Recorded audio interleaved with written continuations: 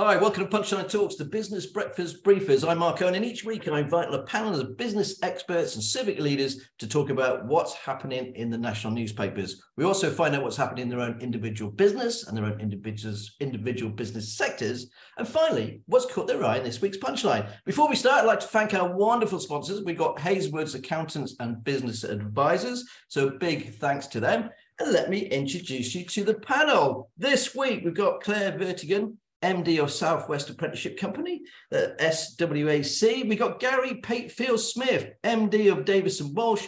And finally, and never least, we got Steve Gardner Collins, Director of Visit Gloucestershire and Sales Director of Hatton Court Hotel Group. Okay, before we talk to these guys, let's see what's making the headlines. So I'm just quickly going to share my screen, courtesy of the BBC. Right, let's have a look here. The Daily Express. Life-saving satins for 25 million Brits. The Daily Mail, hand out satins on demand, doctors are told. The Times, millions more offered chance to take satins. Also, there's a chance that Johnson might be bouncing back. The Guardian, climate crisis was foreseen by Exxon, but also Barclays privately admits he must increase pay for NHS workers. The Mirror, Heroes Cancer Torment. This is a terrible story about firefighters who fought at Glenfell Tower, and unfortunately they're coming down with cancer. The Metro, sex at number 10 COVID party. Oh goodness, we thought we'd seen the end of that. The Eye, 34 homeless children die in England in 3 years. Terribly sad story. The Daily Telegraph, net zero plans to ban gas boilers in a decade. The Sun, taking therapies don't work for everyone.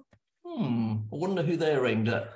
Finally, the Financial Times, Biden forces special counsel probe into sensitive files round at home. Okay, and this Daily Star, men with fast cars do have tiny dipsticks. I wonder who they're aiming at. Anyway, okay, now I'm flickering all over the place here, so I might have to turn off my screen. It's a brand new camera. Anyway, you can hear me, so we're still cracking on if that's okay. Let's go to you, Steve. What have you picked out from the papers? From the papers this week, well, I'm following a trend at the minute. Obviously, we've had these announcements from China and coronavirus, and I'm keeping an eye on what that means for tourism, because we're just about to head into March Festival locally and also into spring, and it's really important that we get a handle on any impacts that this is going to have. I kind of forecasted that we probably see Asia markets returning in September, but I think given the circumstances at the moment, we'll be probably not getting any updates on how China, the movement of China will happen this soon. Yeah, also that obviously the expected or unexpected in some cases growth of the economy from November, the lead up to Christmas, and all the positives that had on the hospitality industry is breaking news this morning that at least there was growth. And I think that most of the feedback across businesses in Gloucestershire is that people were out and they were having Christmas parties and they were eating and drinking and getting fat. Now the gyms are really busy for the next couple of weeks. I think that all stimulates a little bit of movement through the first month of the year. So they're the kind of two stories that I'm leading on at the moment, is what's going to happen with the movement of people this year going into spring and the March Festival, and also then what's going on in the economy and keeping our high streets and our hospitality businesses busy. I mean, the feedback I got walking around the streets, it was very, very busy. And we're actually doing a bit of market research about the footfall in our different centres. And again, they're really, really strong, really strong. And the restaurants and stuff, I don't know about you guys, but they were packed over Christmas. Steve, will it continue? That's the big question. Will it transpose those sales into January? What's your market take on that? Well, I've got loads of question marks actually on a lot of what I'm thinking, but yeah, I picked up, obviously we're going to talk a bit about what's been in Punchline this week later, but clearly the high street and retail in general, hospitality benefiting from the more people that come out shopping, they want to stop and have food and drink, people coming out for nighttime economy, that's all positives. And I think that has helped the businesses to come into January and February with a bit of cash in the bank, and it's how that then sustains probably more from like mid-Feb onwards. We have this lull in February where it's kind of 1 month where, apart from Valentine's, which has over the last couple of years, albeit without 2020, but 21 and 22, there were a lot of couples booked in for Valentine's meals and actually staggered throughout that 1 week. But that doesn't really make January happen for a lot of businesses. And there isn't anything specifically in the diary in terms of volume that really helps stimulate any impacts. So Valentine's is kind of like... imagine, sorry to stop you as well. I would imagine, everyone going to dry January must be terrible for a lot of businesses. Then we all convert to being vegan. So we all come out eating vegan food. So whilst we're not drinking, we're all eating healthy food, and people are still out dining. Businesses dumb down, so people go on leave that have worked really heavily over Christmas. So you've got some lower costs, albeit I won't even mention gas and electric, but there are lower overheads because you can reduce your teams down and just accommodate the lower numbers of guests and visitors that are out and about shopping and dining. But people do continue to come out through January, but just in a slightly different perspective. And obviously people going to the gym wanting to be nice and healthy, it all plays in itself to still come out for lunch and dinner. And I was out for lunch earlier on in the week, and the restaurant was really, really busy. And I thought, wow, people are really still out midweek in January. And then I put cost of living crisis, staycation. So we'll come on to that a bit later when we talk about how this may transpire throughout the year. Okay, thanks very much. Thanks, Steve. Okay, let's go over to you, Gary. Thanks for joining Punchline Talks today. Newbie on the show. Gary, so what have you picked out from on the news? Well, one of the stories I picked out is from the BBC to do with not hitting the net zero targets, and it's also covered by the looks of it in one of the papers that you brought up. And basically, they're highlighting the fact that they're not going to hit their targets that they want to of net zero by the 2050 mark. And all of the targets they're setting up, they've produced a list of different things that need to be implemented to be able to make that happen. And the construction industry is actually one of the biggest players in that. It's a big thing at the moment, but nothing's legalized. So when you're building a house, when you're building anything at the moment, they don't have anything that really relates to carbon emissions. They're trying to put together, you've got a set of approved documents when you build, and they're trying to put together at the moment a carbon zero document, which will cover all of this. But the biggest problem with the whole thing is, despite their list of wants and must-haves, the biggest thing is that the technology at the moment doesn't really exist. So when you're coming into building a structure, for example, which is obviously what we do, you're looking for recycled materials, you're looking for replacements, but all the recycled materials already used. So, and you have, like say you were doing concrete, you do cement replacements, but those cement replacements come from Japan because we use everything we've got. But they're trying to get things like a future proof for nuclear power and bringing back the turbines, wind turbines, which we do a lot of. But unfortunately, at the moment, as part of the government's policy for coming into power, they ban the onshore wind. So they need to bring that back so that we can kind of power our own country and hit these targets, because they're tall targets and they involve huge change and a different mindset to reusing what we've got. And it's not just the construction industry, it's everything. Everyone wants something new, don't they? They want it to be fresh, but we need to find the beauty in what we've already got and try and reuse the structures we've already got.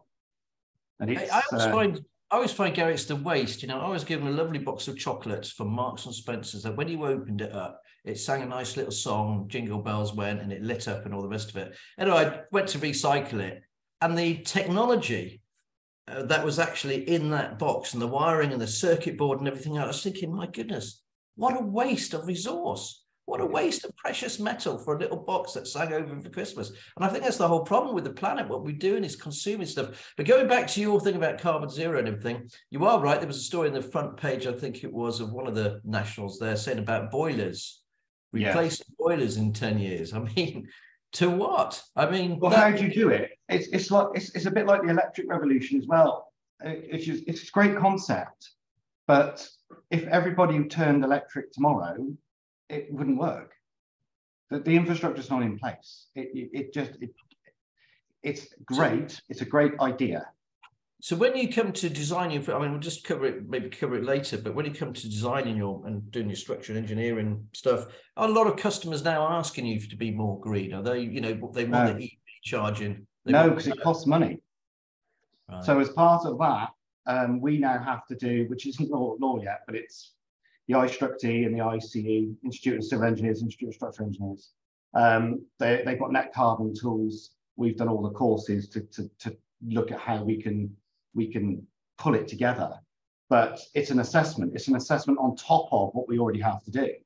And obviously there's a cost to that. And no one's asking us specifically to do it because it's not law. And this is where the government are behind and they need to sort that out. It is going through at the moment, this document with all of the top dogs of the IStructE and people like that. And once they get that in, people will then be kind of held accountable in a similar way to what we do with insulation of houses and how that increases. But with boilers, I don't quite know what they're going to replace them with, especially in the older houses, because electric heating in an old house is phenomenally expensive. So I'm not quite sure what they'll do there, because a gas boiler is actually, from what I'm aware of, is quite efficient.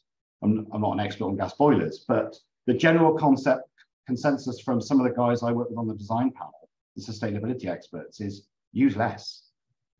Right, just use less. And that'll be the biggest impact that you could possibly make. All right. Okay. Thanks ever so much for that, Gary. Okay, let's go to you, Claire. Welcome to Punchline Talks. What have you picked out for us? I know you went out and got the papers today. What was that experience like? Well, the local corner shop was shut, so then I had to drive into Colford. And the guy was like, "Why are you buying so many papers?" So yeah, I went through them all, and to be honest, I bought papers that I've never bought before, which is quite interesting. And I kind of realised why I don't necessarily buy those papers, because there's an awful lot of like rubbish in it, to be honest, that I'm not really interested in. And but I did pick out a couple of stories. One of them actually that I pick up on the second time is quite. Mark, you were ahead of the time on one of your Punchline. I picked a Punchline article out earlier in the week, and it hit the nationals today, and yesterday on the internet, and this morning in the paper. So I'll come back to that one. But my main thing was in the Guardian, in the business section, was to do with Christmas sales, and it kind of picks up on what Steve was saying as well.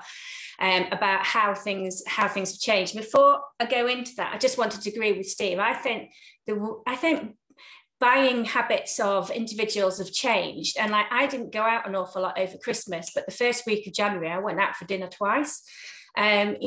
Just because the restaurants were busy, but they were not quite as busy, etc. But they had deals on in the local pub. They were doing a good Monday deal and a Good Friday deal, so we went out.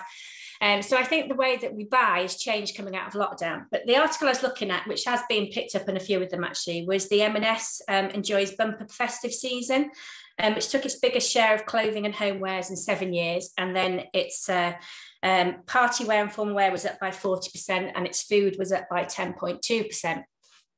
And then on the back of that, in the Times, ASOS online sales fell by 1.3 billion, and they've blamed it on the Royal Mail. Whereas M&S have said that the Royal Mail strike has helped them from click and collect. I agree that I think the Royal Mail strike had an effect on that, but I did click and collect, and the item didn't turn up till after I'd given them the Christmas presents. It turned up on Christmas Eve. Was no use to me. So from Marks and Spencer's. However, what I found was that I actually went, because I've been stuck in doing online shopping for 2 years, I really enjoyed the experience of going out and buying things in the shops and seeing it. I really enjoyed as a woman trying on party wear, choosing a new outfit rather than like going on the internet, oh, that'll look nice. But, I've eaten during lockdown. My body's changed. I've turned 50. I needed to try it on. So from a female perspective, I think that sales from there, I think more females have been trying things on. And then for food, it doesn't surprise me that Tesco's and M&S have done well, because I wanted to make it special. I wanted to make it special this year. We had more people over, we've seen more family. I did probably more on Christmas Day. I made more, I baked more, I bought nice things. I I spoiled people. And I think that's probably what a lot of people did.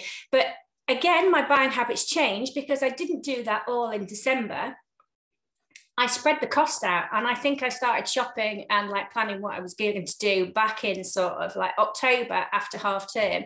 And I've been buying from them, spreading the costs out. So it wasn't like, I'm not skint January. Normally I'm, you know, have no money left at all, but I've really sort of like looked at what I bought. Made sure I haven't got any waste is what, you know, like after Christmas, nothing was wasted. None of the turkey was thrown away. sounds like you had a great time. Hopefully you'll get an invite next year.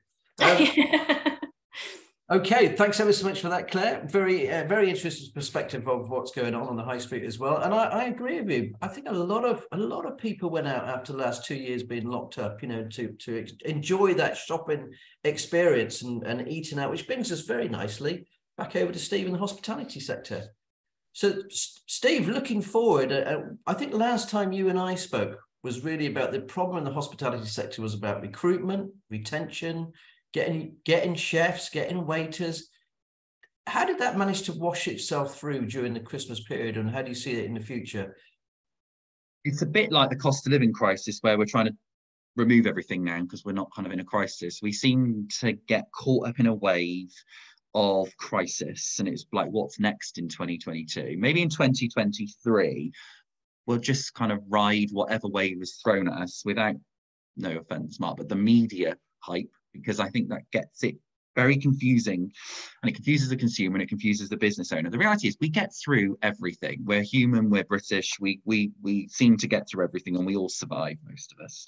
So therefore, yes, hospitality will no doubt in March, as we get ready for the races, have a problem with recruitment, but we've got to swallow it, because another crisis with Brexit. We don't have our European colleagues in the droves that we used to have several years ago, and therefore we've had to get used to doing business and recruiting a different type of employee that's a young British person who doesn't necessarily want to work in hospitality, has always wanted to be served rather than serving. So we're having to do a lot of education with young people around good customer service, life experience. I've just been having some conversations now with the university around getting young people ready for work, and personality and communication are the two biggest hang-ups. And actually in my drawer at work I have shoe polish and hair gel and the comb and deodorant, and I feel like the parent even at 25 with 25-year-old colleagues.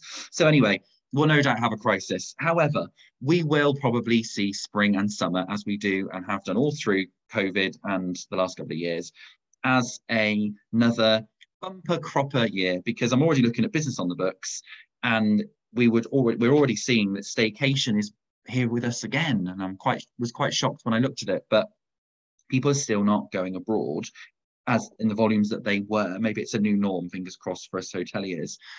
But given that I don't think it's even virus related now, and it may be cost of living crisis related, but I just think people are staycating and it's become a new thing. So long may that continue. But topping that up, we've got the American markets and the Asian markets all moving. And we had a lot of America last year, a lot of Europe on the books, which I was kind of a little bit in discussions with last year around the whole topic of Europe turning their back on us, but they actually haven't. They're still booking the Nordic walks and the German market and others. The only one that's slumped is the French, and that's in the news. I've got all these alarms, sorry, that to remind me that it's school time in a minute. So they will just keep pinging every couple of minutes. I've tried to delete them, but it didn't work. So yeah, the only one that's slumping is French, but I don't think we won't survive because of that. So yeah, I think hospitality, as long as people come out spending on the high street, that'll keep our bars and our restaurants busy and our coffee shops. And then we just need our staycators to come down from the north on the M5 for 6 hours, just sit in the traffic and get here. You will get here in the end. Don't break down. It takes about 14 hours on an average for recovery, but get to Gloucestershire and experience all our lovely hotels. And the Gloucester Forum looks fab, so I'm really excited for the city and how the city centre benefits from all of that. There we go. Okay, thanks so much for that. Now, Steve, you're chop that as you see fit. I'm gonna quickly ask you before we go to the other guys, because you've only got 4 minutes. So what's your story for this week's punchline? Normally we do it at the end. So what's your story from this week's punch? Oh yeah, coming back. So we've covered Claire, touched on the Tesco and M&S, and I was going to echo the fact that, yeah, naturally we're just foodies, aren't we? All we do is eat. We all seem to worry about food. So I'm not surprised that Tesco and M&S were seeing great footfall. I was really pleased though to go back through the last week of Punchline and all the other names that were coming out: Warhammer, Majestic, White Stuff, Card Factory, Hobbycraft, Tops Tiles. It's lovely to see some of those in the media, because I don't know about you, but all we saw was supermarket marketing. It was really good for the supermarkets to look after us through COVID, but God, wasn't it a great marketing exercise campaign for them? We just all kept going to the supermarkets. So it's really nice that people are now going to the high street and going to all these other names, and all the footfall is increasing in all the other places that otherwise didn't get any marketing, because nobody was going to Top Tiles officially during COVID because we weren't necessarily allowed out, but people were doing a lot of DIY. So I'm sure they probably had great sales back then. But Hobbycraft, Card Factory, it's lovely to just see some names that we otherwise just usually see doom and gloom. But we're getting back into it. So yeah, really nice that retail, because that supports our sector, hospitality and tourism. The more people out on the streets, the better. Okay, thanks ever so much for that, Steve. You were right. We did loads of stories on lots of success stories actually this week. Okay, thanks ever so much for that. Just in case you have to go, Gary, let's go over to you, please. Let's talk about your business, Davison Walsh. I didn't realise until we obviously wrote the double page spread on you, that you started in the business as a work experience student from Gloucestershire. And tell us about the business. Yeah, I started, I was at Gloucestershire doing an HND in building and needed to get work experience. And because the course was crammed into 3 days, I decided, well, see if I can do this and maybe get a bit of money for it as well as the experience. So wrote letters to some of the engineers in Cheltenham, and Mark Walsh, MD at the time, responded, said, yeah, come on in. So I was a CAD technician for a few years, and he was really good in terms of supported me through university, came back, and then went through my chartership. And then was appointed as a director in 2015. So that was way back in 2001 when I was at Gloucestershire doing that. Director 2015, and then moved on from there. Took over the business in February 21 in lockdown, which was fun. Mark's still very much involved, still doing his thing, just the way it worked from a kind of accountancy business perspective. And now, as the story you've covered with us, he's now gone off to do some new endeavours, which is great for him. He's built a very good business.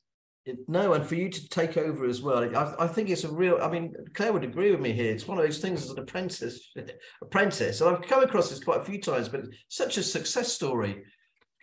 Probably, Gary, because you're doing it, you don't probably realise that these sort of, if you don't mind me saying, what a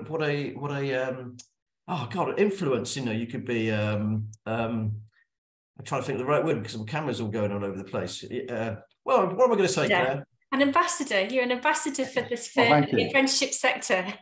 well, I also promote and help others as well, because we've got an apprentice. He's just finished with Swindon, and I also mentor along with some of the other engineers in the area. We do a Part 3 preparation course, which is the chartered exam.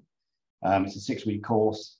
Different engineer leads each night, and because of what they did for me to help me, I present one of the evenings and help the guys coming up through. And we have work experience kids here from schools. We've got a couple coming in the next few months. So I'm a massive supporter of it. You never know what will come from it and who you might inspire. Yeah. No, that's right. And you never know, do you? I mean, absolutely brilliant. And just very quickly, because we don't have too much time, tell us about Davison Walsh itself. What do you guys do? Bye, Steve. Thanks ever so much for joining us today. We are structural and civil consulting engineers. We design literally anything from punching a hole through your kitchen wall right the way up to bespoke residential, commercial. We've done a lot of wind turbine foundations for electricity. The only things we don't do are the great big motorways and huge bridges. You need big teams, you need a barracks or something like that for that. But anything other than that, yeah, we'll do it. If you can touch it, you can drive on it, we can design it. It's not a problem. And you've got that fantastic building that you showed off the other day on LinkedIn, which I oh, that's a cracker. That's a cracker. That's a difficult one.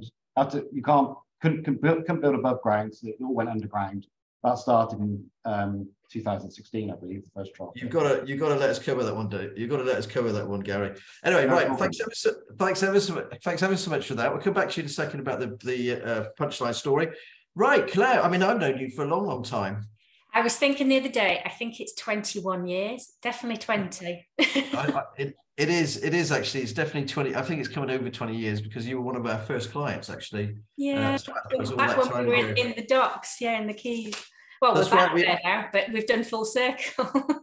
We haven't changed at all. Okay, look, tell a lot of people about South West Apprenticeship Agency, please. What a company. What do you guys do?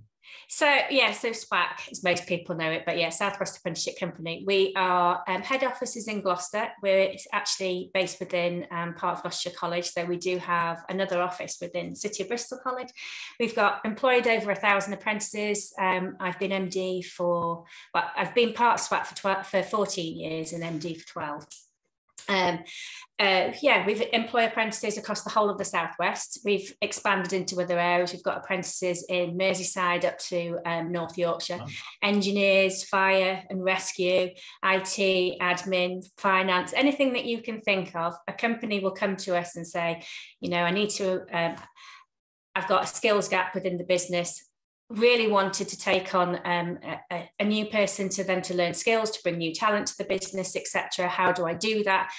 So we tend to work mostly with small companies and we handhold them through it. So we help them a bit like a HR agency at the beginning. We help them write the job descriptions. Then recruitment agency, we help them, we do all the recruitment, and then we employ the apprentice, place them within the organisation, and we mentor them. So, and then anything that goes wrong, we kind of like deal with it, help them with it. Like at the moment, we're working with the clients to apprentices behind on their studies. So, we're helping them to set the work out so that they'll get them through and get them to endpoint assessment. So it's very sort of like, for me, mentoring is really important for apprentices. No matter what age you are, it doesn't matter if they're 16 or we've got some of our older ones. I think our eldest one at the moment is about 50. I think mentoring is good and coaching is good for you to get through. So that's what we do.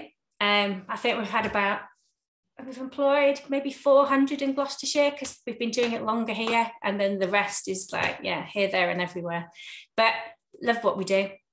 Now the minimum wage is changing, isn't it, for apprentices? Can you tell us a little bit about that, please? It is. So every year the government looks at it, and to be honest, the apprenticeship wage has been shocking. I remember when we first started it, it was like £2.20 or something ridiculous. And it's been very, very low. And we always encourage our employers to pay more. So actually our average wage, starting wage, is £6.50 for an apprentice. But from the 1st of April, the government have increased it by 9.7%. So it's gone up from last year from like about £4.80 to £5.28. Now that's for a first year. So that, and it's not age related at this stage. So if you're starting an apprenticeship in your first year, that's the minimum wage that somebody can pay you. It doesn't matter whether you're 16 or 65.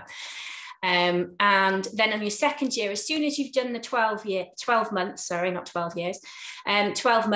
you go over into the second year, it goes on to the national minimum wage for that age group. So if you were in the 23 age group, then you would go up to £10.42 at the moment. But obviously every year it increases. But it's moving in the right direction. I do think that, some companies might struggle with that, but I always say to them, you need to budget if you're going to take on an apprentice. You need to think about what you can afford, and you need to think about what you'd have to pay somebody if they were fully qualified. And you want them to become fully qualified with you and stay. So you do need to make sure that, you're motivating that person. And there are a lot of people aren't motivated by money. I think if I was being paid £4.81 an hour and and I had a family and I was trying to be an engineer, that would be not the greatest when you can see that other engineers have got a starting wage of, £9 an hour, £10 an hour. It's, it's not right. No, it's not right. But it is a fantastic route, as you went through yourself, Gary, as well, from an internship to apprenticeship, whatever. No, Yeah, absolutely no, amazing. Well, thanks ever so much for that, Claire. Great to hear that. Just to say that we've had apprentices that have gone through that have become managing directors, they've become senior managers. You know, like, yeah, it's a great route to go through. And there's so many here in Gloucestershire, you know, without a shadow of a doubt. Okay, Gary, what have you picked out from this week's Punch, please? Because we're running out of time. Well, for me, obviously, it's got to be something to do with building, isn't it? So, yeah, I picked out the story about the 400 houses that need to be built around Gloucester, which is an interesting one because obviously that's quite an impact. One of them is in the Matson area, and obviously the other one is over Greenfield site, Hempstead Lane. They're both Greenfield sites, and they're gonna face some resistance on that. Yeah. But they've got to build them somewhere. And it's a tricky one. Gloucester's surrounded by water. They haven't got many places they can build, so somehow they've got to hit that. So it's just an interesting article about what they've got to achieve and how they're going to achieve it. But it looks like a nice setup with some community infrastructure in there, which hopefully will be a good development.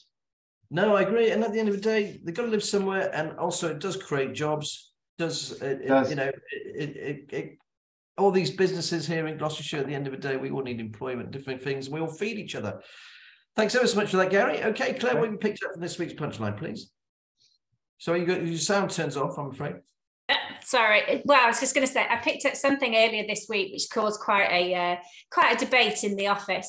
And actually, you can't see it in the Daily Mail today. Crumpet wars. Waitrose and Warburton standoff. Now, in the office, like, we were like, how could their sales have fallen by 15%? Like, you know, why is this, and etc. And then we were all talking about it, and they've done a taste test in the Daily Mail for it, and Warburton's like against some of their other ones, but just because I know we're running out of time. Basically, Shelley Mills, who's our operations manager in the office, says that it's because they're too thick and they won't fit in the toaster and they get stuck, and she's afraid of being electrocuted by getting it out with a knife. But why are their sales down compared to others? And maybe cost, but then they're only 85p, 89p for a pack. It's not hugely expensive. I think Shelley's got a good point. They are too thick to go in the toaster, because most people don't grill anything anymore. They stick it in the toaster, pop it up. And it's even worse if you put your Marmite on it beforehand, before it goes in the toaster. Well, that's a different story. My story of the week, which I've got to mention, was actually the Tetbury quirky new pet shop, Tetbury Pet Shop, opened by Amelia Black and Alistair Corella. And I bumped into one of my travels when I was delivering magazines, and these guys are only 26 and 27 years old. They moved from Edinburgh only 9 months ago. But what is really interesting about them, they've had their own wholesale business for 3 or 4 years, and they wholesale to 400 stores, their very own peanut butter dog food, which I just thought was absolutely fantastic. And you wouldn't get a chance of talking to these people and finding out about them unless you knocked on the door and walked in. And I think it's something that we do very differently to everybody else. Anyway, thanks ever so much for my fantastic panel today for joining us. Hopefully we'll see you again next week. If you like the show, please like, share and subscribe. And thank you to our fantastic sponsors, Hazelwood's Accountants and Business Advisors. See you next week. Cheers, bye. And he says, as he tries to turn off, I had this problem last week. I couldn't turn off the button. Where is the off switch? Where's the off switch? Goodness gracious me. Anyway, he says reactions. Hold on a second. Bye, everybody. I'm going to have to... You just hit the record button again.